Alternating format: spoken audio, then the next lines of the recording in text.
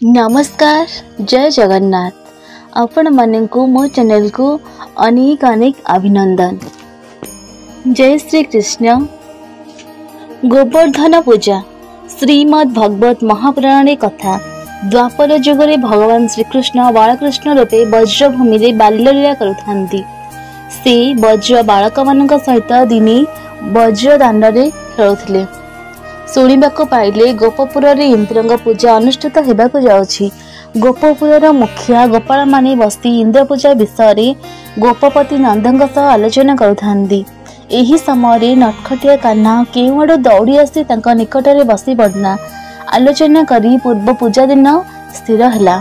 जहा जहा सामग्री दरकार से सबू स्थिर हैला। विभिन्न प्रकार भोग सामग्री एवं ताहार प्रस्तुति विषय सविशेष आलोचना हैला। नंदराजा कोଳରେ बसी चगला कान्हा आखि मिटी मिटी कर सबू शुणुथाए। सबू स्थिर हो जिबारु नंदन को कन्हई गेल्ही होई पचारला, बाबा ये पूजा इते सब आयोजन केउथि पाई? ए पूजा काहार पूजा? नंद कहिले, बाबुरे पिला लोक तू ए सब बुझी परिबु नाही, तू बड़ हेले जानिबु। एहा हेछि इंद्र पूजा। इंद्र जने बड़ देवता, से देवगणक राजा। से ठीक समय वर्षा करुथिबारु ए पृथ्वी शस्य श्यामल हेउछि, तरु तृण सब उत्पन्न हेउछन्ति। सेइतिपई आमे खाद्य शस्य पाउछन्ति एवं आम गाई गोरु माने घास पाउछन्ति। एहा सुनी बालक कृष्ण कहिले, बाबा आमर गाई माने त गोवर्धन पर्वत रे चली घास खाउछन्ति। आमे गोपाल बालक माने मध्य गोवर्धन पर्वत रे खेली बोली आमद प्रमद करिछु। तेणु इंद्र पूजा काहेकि? एही गिरी गोवर्धन आमर देवता, गोवर्धन ही पूज्य। यह शुणी स्थिर करा जाइछि ता ठीक नुहे। एणु आमे इंद्र पूजा न करी सेही तिथिरे गिरी गोवर्धन को पूजा करिबा।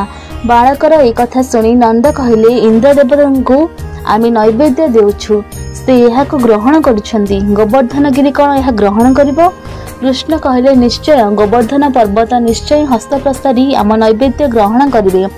सेठी उपस्थित थिबा सबु मुखिया माने एक स्वर रे प्रतिवाद करी उठिले। से माने कहिले, ए कन्हई कोन कहूची? इंद्र पूजा बंद कले से आम अवस्था रखिबेटी? से प्रतिस्तुति नहीं वृष्टि वज्रपात करी गोपपुर को छारखार करदेवे। श्रीकृष्ण कहिले, जहाँ भी हेउ आमे गोवर्धन पूजा ही करिबा। देवेंद्र रुष्ट होई जदि कौनसी क्षति करने को चेष्टा करंदी तांका कथा मु बुझिबी, तांका गर्व निश्चय खर्ब हेबो। बालक कृष्णंकर अद्भुत कर्म मान देखी गोपी गोपा मानकर तांका ऊपर भरोसा थिला। समस्ते तेणु राजी होई कहले, हौ आम कन्हई जहा कहूची ताहा ही हे। इंद्र पूजा बंद होई गोवर्धन पूजा हैला। गिरी गोवर्धन हस्त प्रसारण करी गोवर्धन नैवेद्य ग्रहण कले।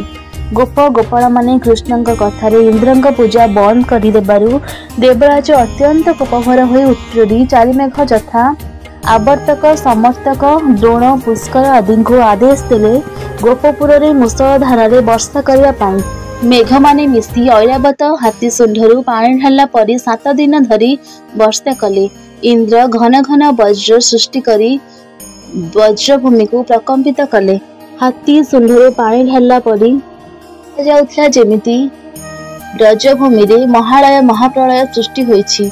श्रीमद् भागवत यही कथा कह जाइछि। इंद्र जे शून्य रहिथिला 7 दिन बरसिला।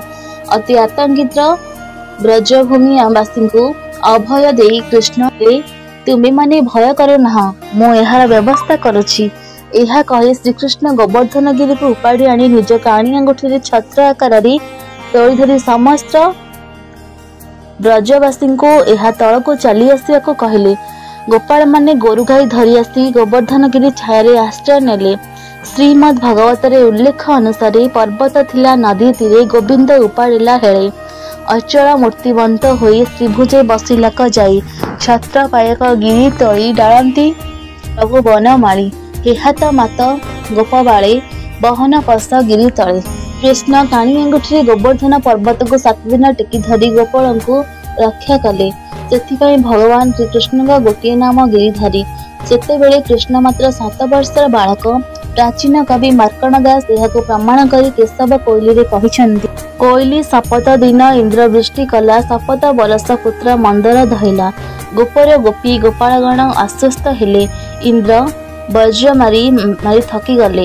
ମେଘ ମାନେ ବର୍ଷି ବର୍ଷି ନିର୍ଜଳ ହୋଇଗଲେ। ସମସ୍ତ ବର୍ଷାବାରି ଗର୍ଗ ଉଠି ପାନ କରିଗଲେ। ଏହିପରି ବତାସ, ମେଘ, ବଜ୍ରପାତ ଆଦି ବିପ୍ରାପ୍ତ ଦେବରାଜ ଇନ୍ଦ୍ରଙ୍କ ସହ ଗୋପପୁରଙ୍କୁ ଉଜାଡ଼ି ଦେବା ସଂକଳ୍ପ ପଣ୍ଡ ହେଲା। ତାଙ୍କର ଗର୍ବ ଚୂର୍ଣ୍ଣ ହେଲା। ଉପାୟ ଶୂନ୍ୟ ହୋଇ ଦେବରାଜ ଶ୍ରୀକୃଷ୍ଣ ଚରଣ ପଶିଲେ ଓ ସୁରଭି ଗାରୀଙ୍କୁ ଘେନି ଆସି ତାଙ୍କୁ ଗୋବିନ୍ଦ ବୋଲି ନାମ ଦେଲେ। ତାଙ୍କର ପଦ ବନ୍ଦନା କଲେ। ଶ୍ରୀମଦ୍ ଭାଗବତ ଅନୁସାରେ ତୁନାଥ ଗୋକୁଳର ଇନ୍ଦ୍ର ନାମ ମୋ ଦେବଇ ଗୋବିନ୍ଦ। ସୁରଭି କ୍ଷୀର ବରସିଲା ଗୋବିନ୍ଦ ବୋଲି ନାମ ଦେଲା। ଦ୍ୱାପର ଯୁଗରେ ଭଗବାନ କୃଷ୍ଣଙ୍କ ଏହି ଗୋବର୍ଦ୍ଧନଗିରି ଧାରଣ ଲୀଳା ଓ ଦେବରାଜ ଇନ୍ଦ୍ରଙ୍କ ଗର୍ଭଭଞ୍ଜନ ଆଧାରରେ ସେବେଠାରୁ ପାଳନ ହୋଇ ଆସୁଛି ଗୋବର୍ଦ୍ଧନ ପୂଜା।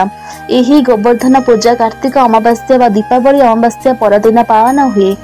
ଏହି କଥାବସ୍ତୁ ଆଧାରରେ ଶ୍ରୀମନ୍ଦିରରେ ପାଳିତ ହୁଏ ଇନ୍ଦ୍ର ଗୋବିନ୍ଦ ପୂଜା। ମହାପ୍ରଭୁ ଜଗନ୍ନାଥଙ୍କ ଗିରି ଗୋବର୍ଦ୍ଧନ ଧାରଣା ବେଶ। ପ୍ରଭୁ ଅଦ୍ଭୁତ କର୍ମ, ଅପୂର୍ବ ପ୍ରଭୁତ ଲୀଳା।